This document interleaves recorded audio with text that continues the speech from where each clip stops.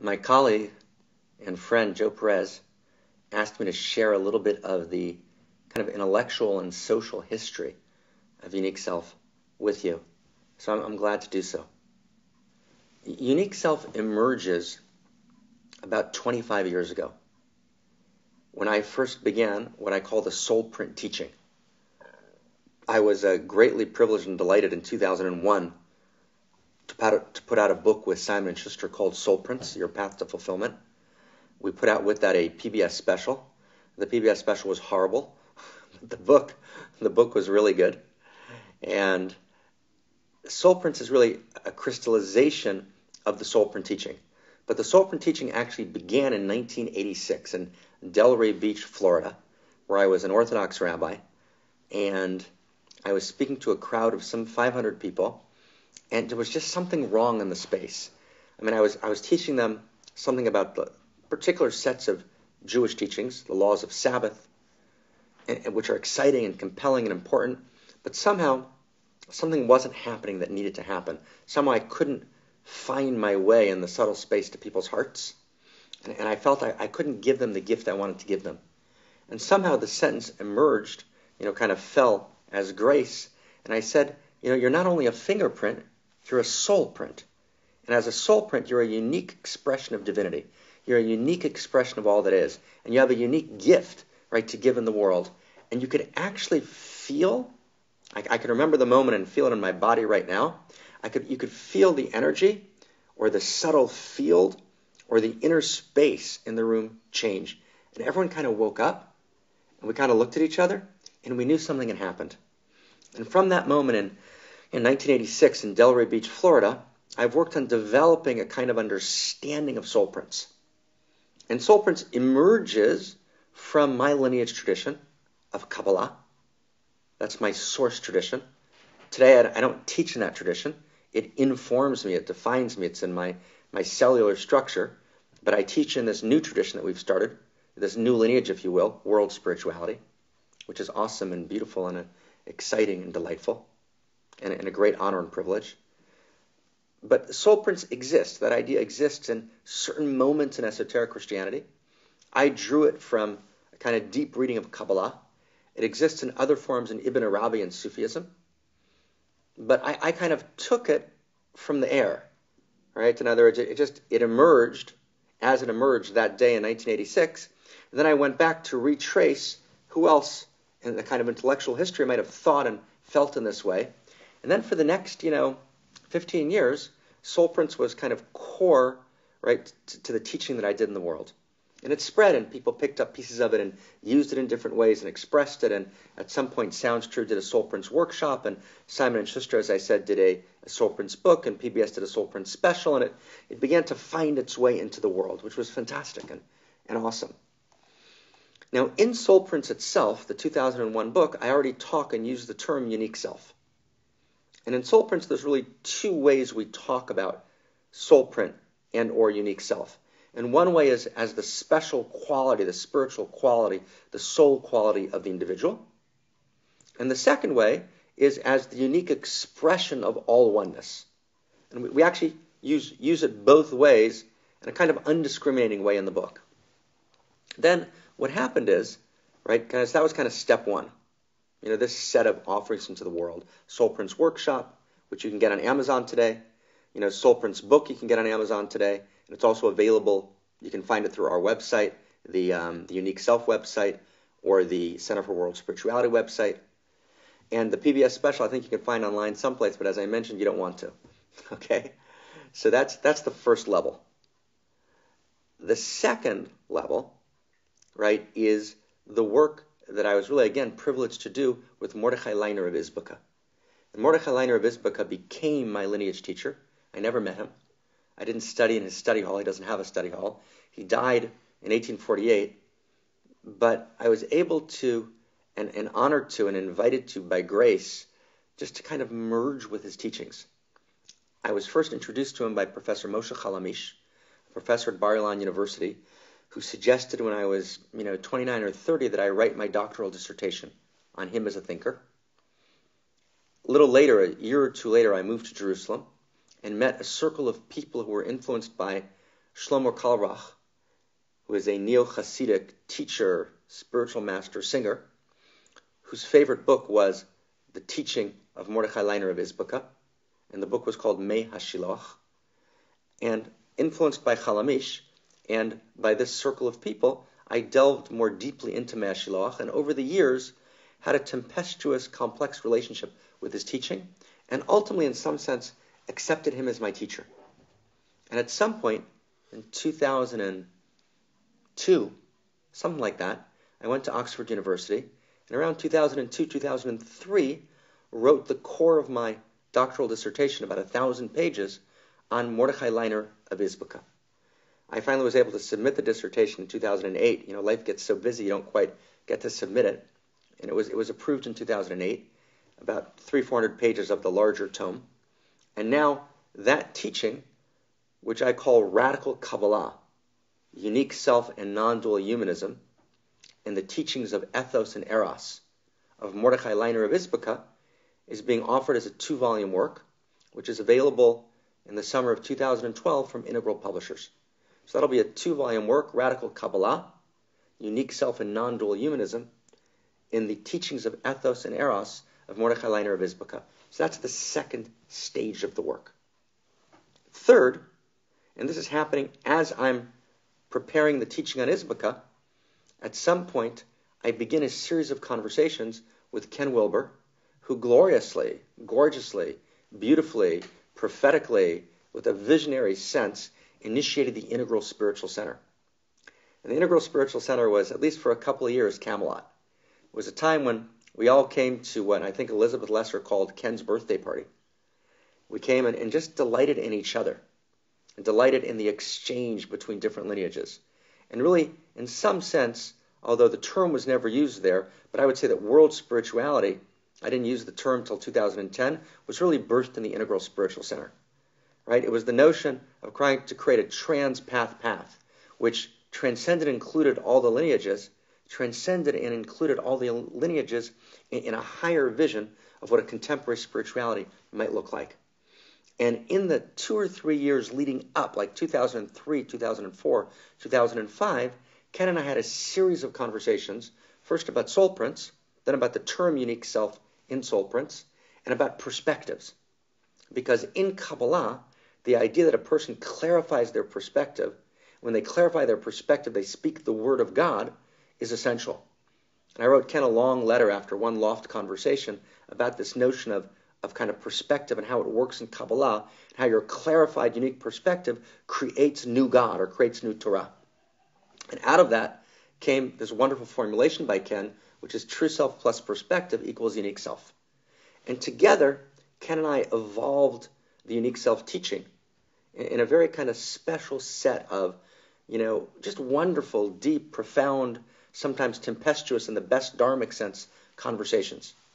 And at some point in 2006, Ken invited me to give a unique self soul print teaching at Integral Spiritual Center. And Ken suggested in a phone conversation leading up to Integral Spiritual Center that we actually identify soul prints both as soul prints and as unique self, because unique self is a more neutral term and doesn't get lost in the potential misunderstanding of soul, which one might understand, right, as the spiritual nature of separate self, which is the spiritual nature of the manifest, the unique nature of your manifest self. Well, unique self is also the unique expression of the unmanifest. It's your unique perspective. It's true self plus perspective equals unique self. And I was just delighted to answer Ken's invitation and to teach unique self to a group of 40, 50 spiritual teachers at Integral Spiritual Center in, I think, February of 2006. That really seeded unique self in the world in a particular way.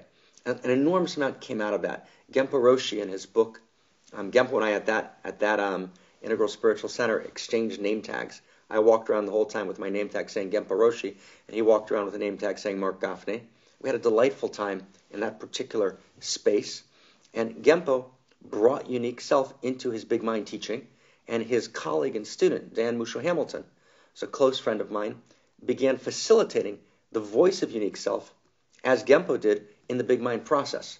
And what came together was a very wonderful and rich exchange between unique self teaching and big mind. And when Genpo actually published his book on big mind, there's a section in it on unique self, not just as a kind of detail, but as a critical evolution of the big mind teaching. So big mind by itself, right, is what we might call true self. It's what Kabbalah calls mochin de gadlut, expanded consciousness, right? Big mind is contrasted with small self. And usually you would facilitate the voice of small self, contracted ego, the voice of big mind. What Diane and Genpo began to do was then, after really being exposed to and receiving and encountering and engaging the unique self teaching, they began to facilitate in first person the unique self voice as what Genpo called the apex of the triangle. Meaning you have small self, you have big mind, and you have the apex and unique self. And this is the nature of how influence happens. I was profoundly influenced by Diane's, deep soaking, right, in Buddhist teaching, right, through Genpo and by my exposure to Genpo and to big mind, right, and to his deployment of the voice dialogue process, right, as a big mind process, had deep impact on me and shaped different dimensions of the way I think about the world. And unique self, appropriately, had profound influence on this Buddhist teaching of big mind. And that was really the grace that was really invoked by Ken, at Integral Spiritual Center. This delightful Camelot of meeting, right, and influence and exchange. So that's one place that big mind began to have impact in the world. I remember Sophia Diaz talked to me beautifully about how unique self just shifted something profound for her in her own unfolding and process. John Kessler, right, really incorporated unique self in his really, really important teaching that is really emergent, the teaching of polarities and how polarities work and the still point between polarities. John's teaching that's had really fantastic influence in the world, specifically at Pacific Integral in Seattle, where John's been a formative force. Vijayadeva, a wonderful Buddhist teacher, right, really came to me, I remember at that moment, and said, hey, could I be your student of Kabbalah? And of course, we became spiritual friends instead of teacher-student. And Vid's really kind of incorporated a deep, unique self-understanding, right, in his teaching. So it's really, and I could go through, 10, 15 more people, but it's had enormously inseminating influence in a really beautiful way. Then what happened was the Integral Life Practice book, which is a beautiful book put together by Terry Patton, Marco Morelli, Adam Leonard, together with Ken Wilber, who was kind of the meta voice, I think, in the story, as they wrote this wonderful book, right, added, the book was pretty much written, I think, but they added a chapter in the end. It's almost, I think, an appendix or the last chapter on unique self, emergent from this teaching at the Integral Spiritual Center. So unique self kind of began to find its way directly, right, in all these ways into the integral conversation. Then what happened is, right, in this kind of stage of development, is together with Rob Smith, with Diane Musho-Hamilton, with Sally Kempton, we initiated the Integral Spiritual Experience. So myself, Rob, Di, Sally, together with Ken Wilber, we initiate this Integral Spiritual Experience, and the topic of the first Integral Spiritual Experience, right, we chose was unique self.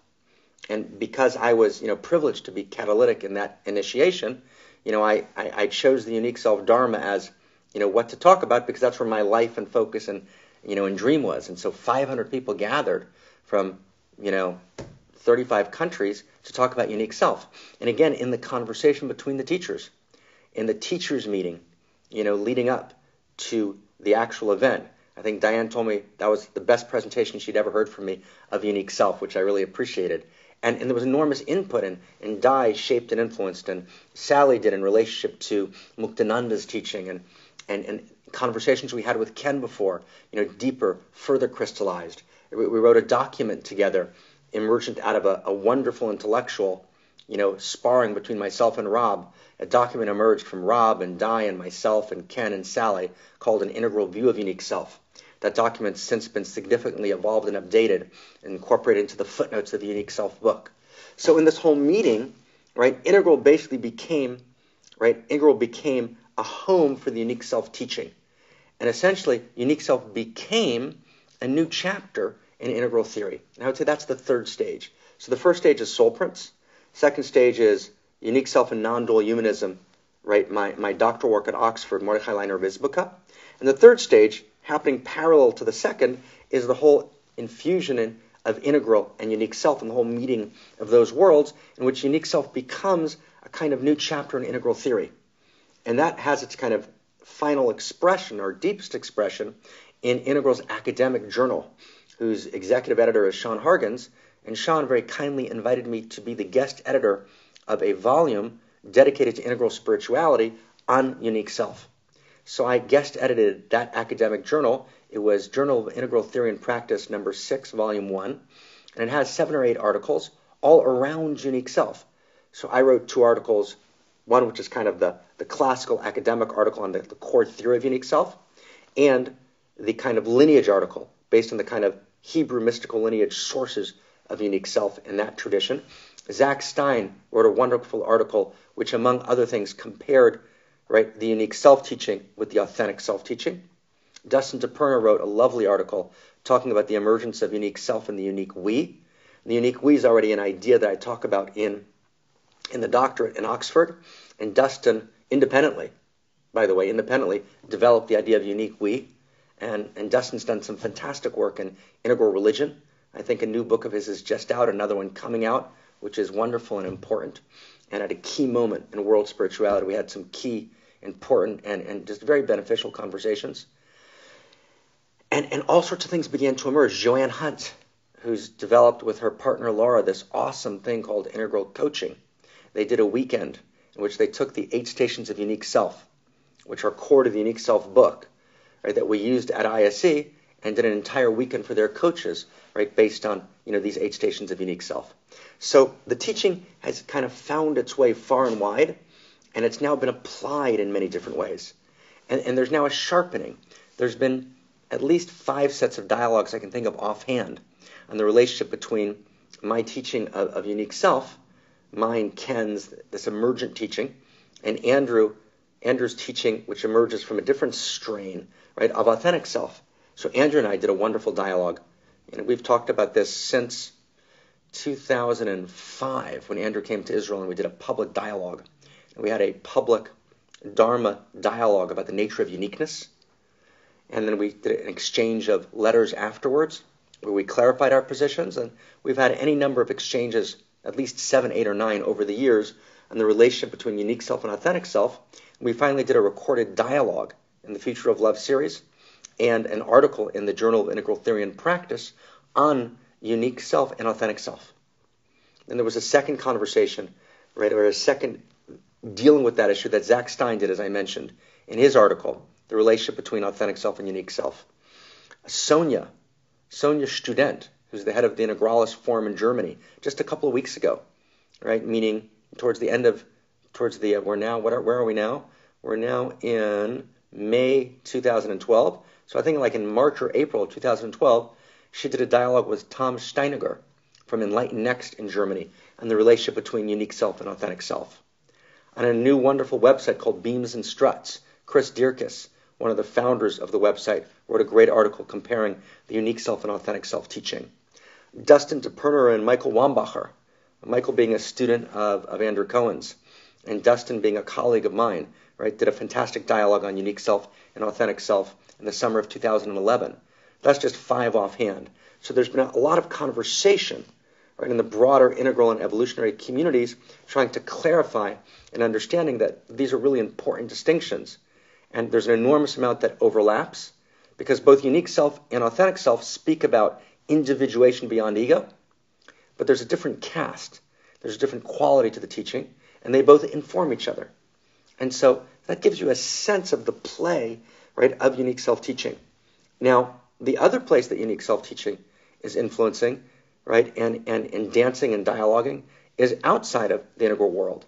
So Evan Pagan and myself have had some fantastic dialogues, right, about unique self, at least 10 different times. And that's coming to play in the ways that it is.